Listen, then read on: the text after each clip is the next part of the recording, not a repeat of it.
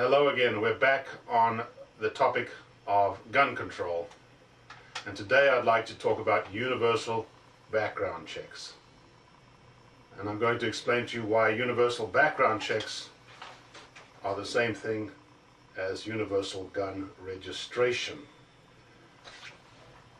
Now, every talking head on television, particularly the quote-unquote democratic strategists, and I've never for the life of me been able to figure out who pays those people or how they make a living, has one question that they've been trained to ask, and that is, oh gosh, aren't you in favor of universal background checks? Well, it's hard to disagree with that on the surface of it. That's like saying, don't you like apple pie? Now let's think about universal background checks. First of all, what is a background check? This piece of paper here is Form 4473. Firearms transaction record, it says. It doesn't say background check, it says firearms transaction record, Part 1, over the counter. And after asking some particulars about the buyer, including their social security number, date of birth, etc., there are some very pointed questions on this form that I'd like to read to you. Answer the questions marking yes or no, it says. First, are you the actual buyer? Yes or no. If you say no, that's a straw purchase. In other words, you're buying this gun for somebody else, and that's illegal, and they'll automatically decline to approve this transaction. Are you under indictment for a felony that would result in imprisonment of more than a year? Yes or no? Yeah, every criminal is going to answer no to that, of course, right? Have you ever been convicted in any court of a felony which has resulted in imprisonment for more than 1 year? Yes or no? In other words, if you're a felon, you're not supposed to own a gun, and they'll decline the background check. Makes all the sense in the world, but it doesn't stop felons from getting their hands on firearms, not by a long shot. Are you a fugitive from justice? Or I'm going to answer that one, yes, sure, if I am. Answer is yes or no. Are you an unlawful user of or addicted to marijuana or any depressant, stimulant, narcotic drug, or any other controlled substance? In other words, if you're on prescription medication, as a lot of people are for depression and various other modern ailments, you are not considered fit to own a firearm. And marijuana right now is perfectly legal in 2 states, called California and Washington. So I don't know how you square those 2 things away, but if you're a marijuana user, even if you do live in California, Colorado or Washington, forget about getting a firearm. Have you ever been, and of course, again, yes or no, are there any way of verifying that you're a marijuana user? My bet is half the people that buy firearms have used or do use marijuana, and they clearly are going to answer no to this question, so it's really not worth the paper it's written on. Have you ever been adjudicated mentally defective,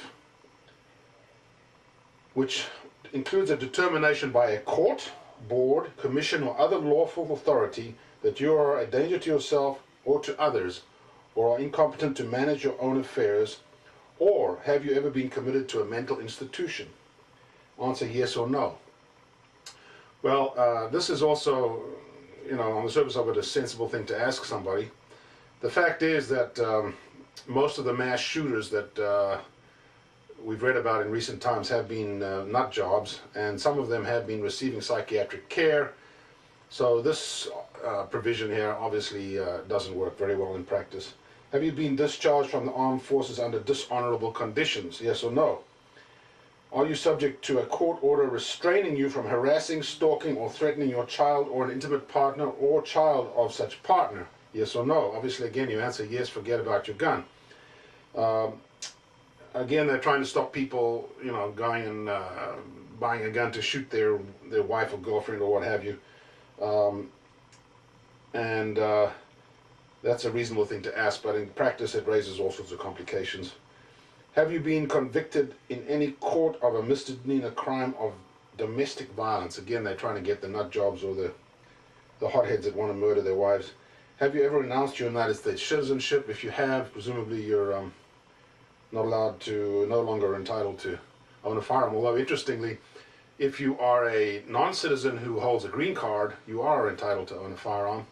So I guess they're not so much worried about the citizenship as they are about being vindictive for the fact that you've renounced your citizenship. Are you an illegal alien? Yes or no? Yeah, I'm sure. All the illegals are going to answer no to that one. And then finally, are you an alien admitted to the United States under a non-immigrant visa? Yes or no? So again, if you're just here on a student visa or what have you, forget your gun. And if you are an alien admitted under a non-immigrant visa, do you fall with any of the exceptions? There are some exceptions. Diplomatic personnel, I believe. If you're here for a bona fide hunting trip, you can buy a gun, believe it or not, if you're a tourist who's come here to hunt. And finally, what is your state of residence, if any? What is your country of citizenship? If you are not a citizen, what is your A number? In other words, what's your green card number? So, if you're a non-citizen but you have a green card, you can you'll go through with this. Second page, the seller just fills out his details about the date and so on and so forth, and then he has to call us in or go online, and they'll run the background check, and they'll tell you whether or not the person's passed, and then you fill in. If they did pass, they give you a number, and it's called the NICS or state transaction number that you fill in right here. And I'll come back to the purpose of that later. And then finally, they want some specifics on the type of gun, the serial number, etc., caliber of gauge, and that's pretty much it. The seller has got to fill this out. Now, the seller, by definition, needs an FFL number because currently only federally licensed firearms dealers are required to run background checks, and if you're a dealer, you have an FFL number, and you're supposed to put that in here. End of story. If the person passes, you take their fingerprints. In fact, you're supposed to do that before you call in the next check. You attach the fingerprints to the form, and you file the form. You take the money, the person goes away with their gun, and everything's good and legal. Now, what happens after that? 3 days after you've done that, the FBI, who apparently is the central repository of all this information, destroys the record of this transaction, believe it or not. And the purpose of that, or the reason for that, is it's illegal currently in the United States to implement firearms registration. So if they were to keep these records with details of serial numbers, etc., that would amount to de facto gun registration, because they know who owns what gun, and over a period of time, every gun presumably would end up in that database. So after 3 days, these records are destroyed, and if the person comes back and wants to buy another gun next week, you have to go through the whole rigmarole again, and you start with a fresh sheet of paper, and the person, if they've committed a felony in the last week, presumably it'll come up in the check, and that transaction will be denied, although the prior transaction is still good and the person keeps that gun, but they can't have the second gun. So there's all sorts of, this is a bit of a Swiss cheese process here. Let me add one other comment.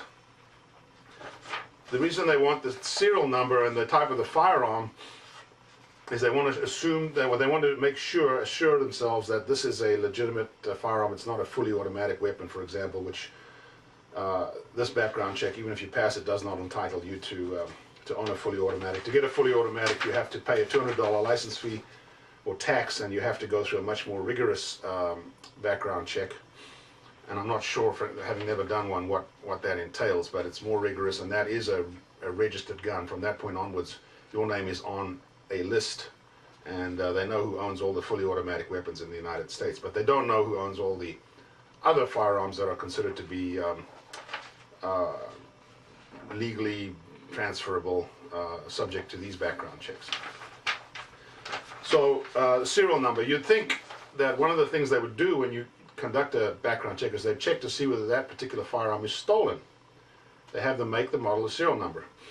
And that's what I thought they did until I actually had a gun stolen, and I called the ATF and asked them, would that firearm, in fact the person that stole it, I knew who he was, and I knew he was trying to sell it at a gun show, and I asked whether that wouldn't come up when the gun was sold as a stolen firearm. And I was told by the ATF Chicago office, which is where this gentleman was out of, or near Chicago, what would happen. And they said they don't check because they don't have the personnel to check whether a gun is in fact stolen. So this portion of the form doesn't function as I think it was intended to function.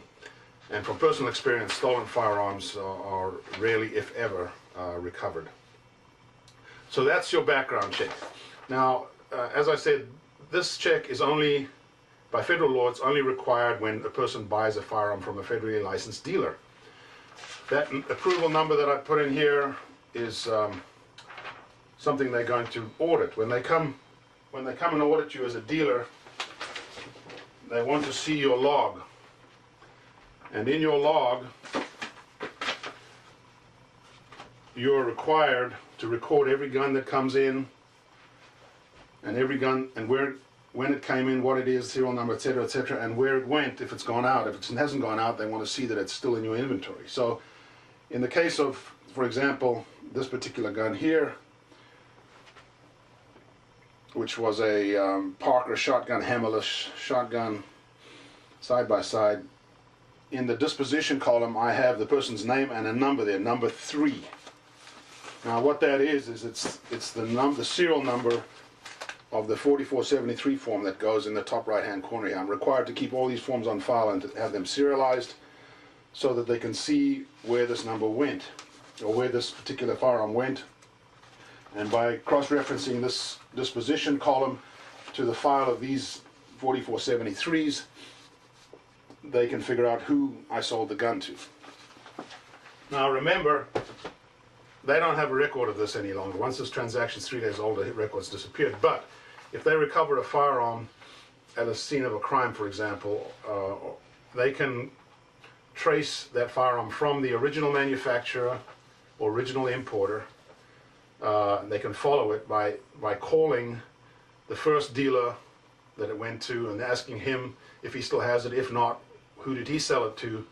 And that dealer will have to give them either the person's name that he sold it to or another dealer's license number if in fact he transferred it to another dealer, and then they'll go to that dealer and so on and so forth. And then they'll get to a point where they get to a situation where it was sold to a private individual. They call the private individual and he says he sold it and he can't remember who he sold it to, or he's not willing to say who he sold it to, so the trail goes dead.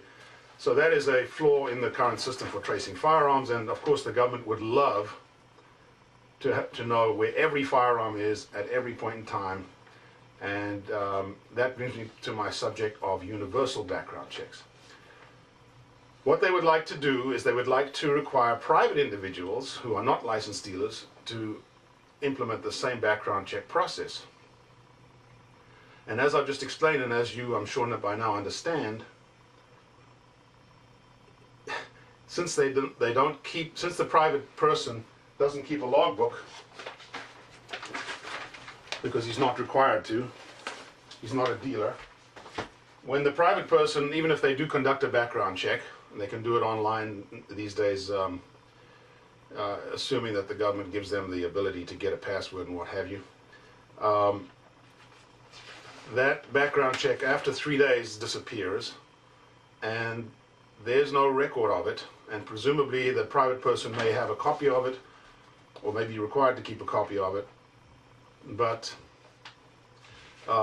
there's no way to know whether the private party in fact followed the law. Let me explain. I have a gun right here. I'm a private person. It's an old shotgun, and I want to sell this to my buddy.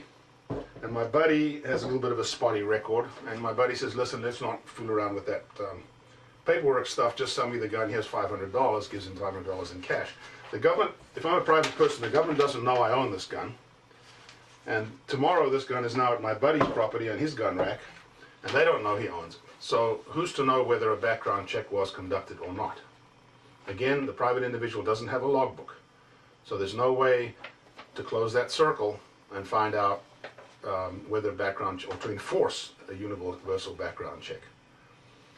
So this concept of universal background checks, while it has some superficial appeal, is not enforceable, and it will not happen, no matter how many laws the government puts out there. Private individuals aren't going to keep these records. Like, you know, they're not required to. There's no way of checking that they, in fact, you know, that transactions that happened a year ago, that the person does in fact have the paperwork, or that he kept the paperwork, and there's no way of forcing private individuals to in fact go through this process. There is, in some states, a requirement that private individuals who are at gun shows are required to go through this process, and in Oregon, for example, that's true.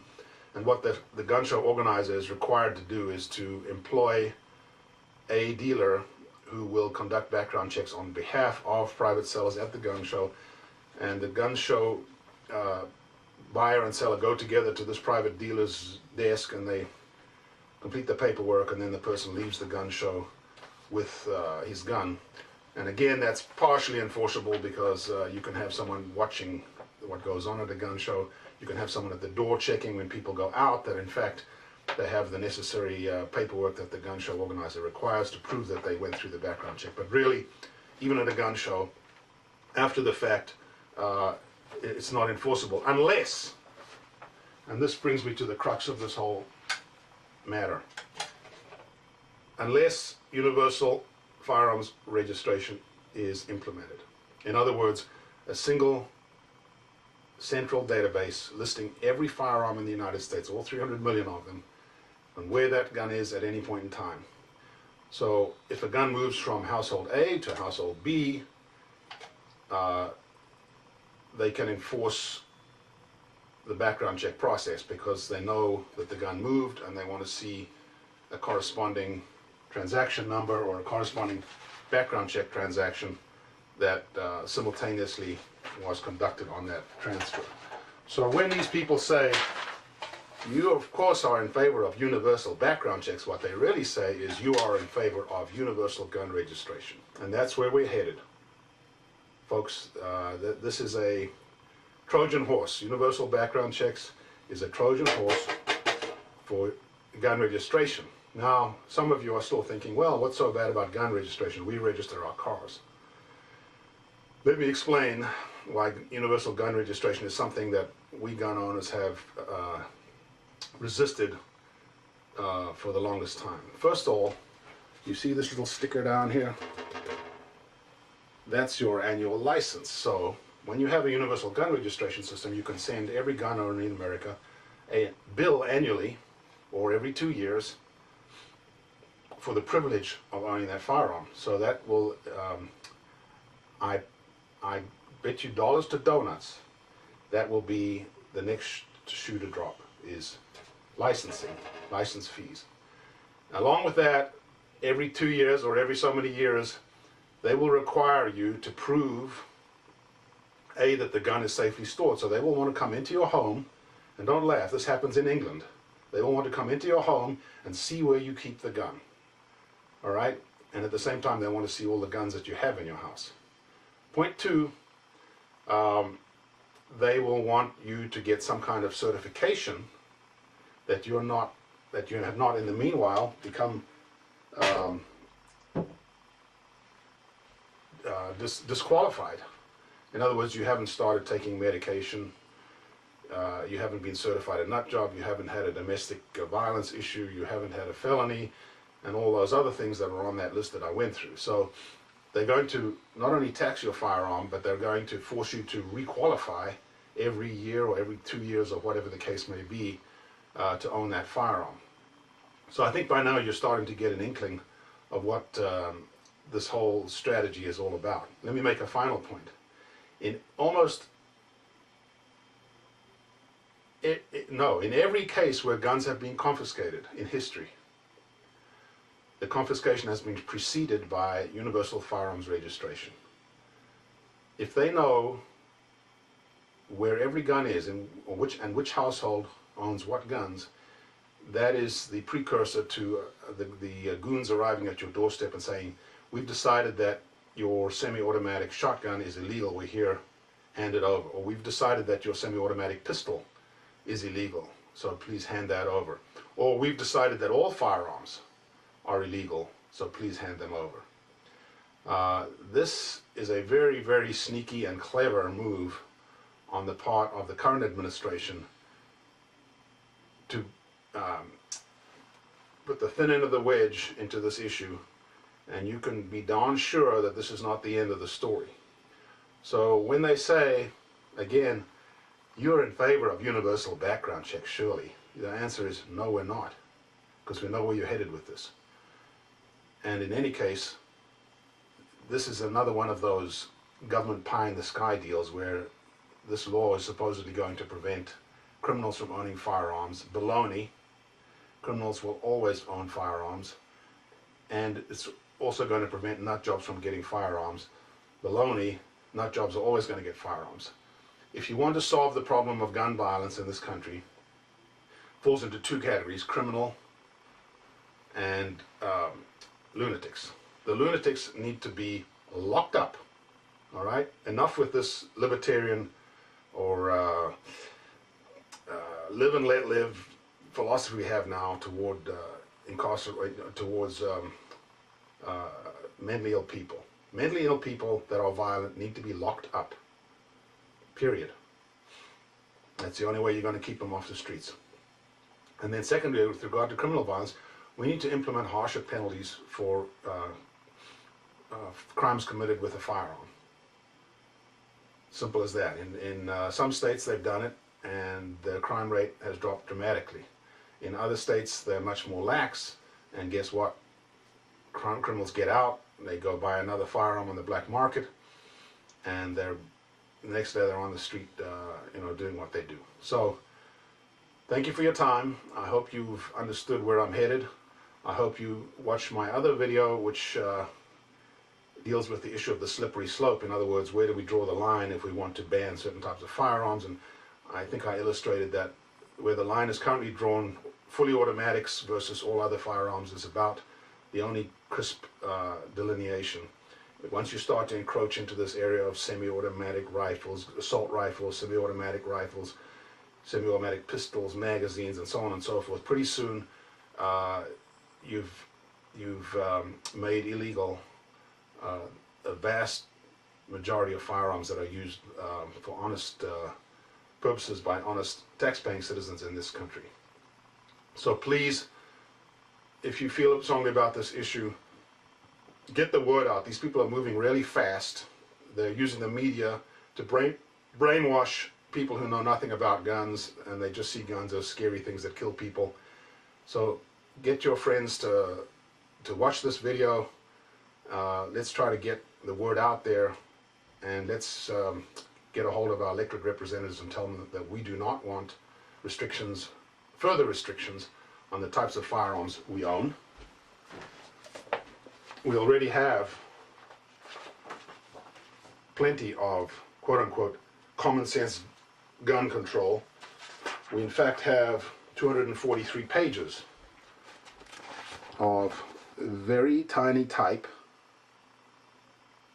of common sense gun control. We don't want any more of that. We don't want any more restrictions on the types of firearms we own. Crime rates are coming down and have been coming down for many years now. And at the same time, we live in a society where we've got more reason than ever to own firearms. We've got terrorists trying to infiltrate this country. They are just mass murderers that are not too different from the nut jobs that kill for,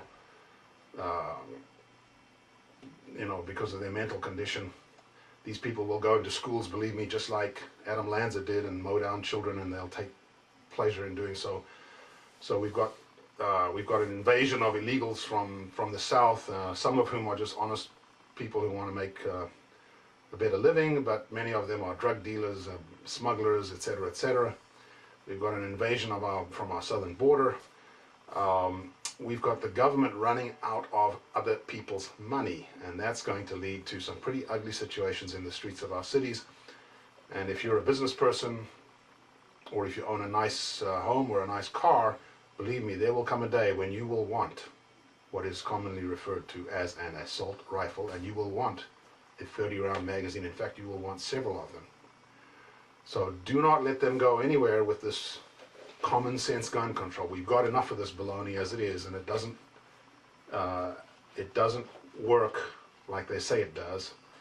As I said, criminals, harsher penalties, nut jobs, lock them up. That's worth 1,000 pages of this stuff. And then as far as universal background checks, you now know that that's just a euphemism for gun registration, and we don't need that, and we don't want that either, because of all the reasons that I explained above. So again, thank you for your time, and pass this message along.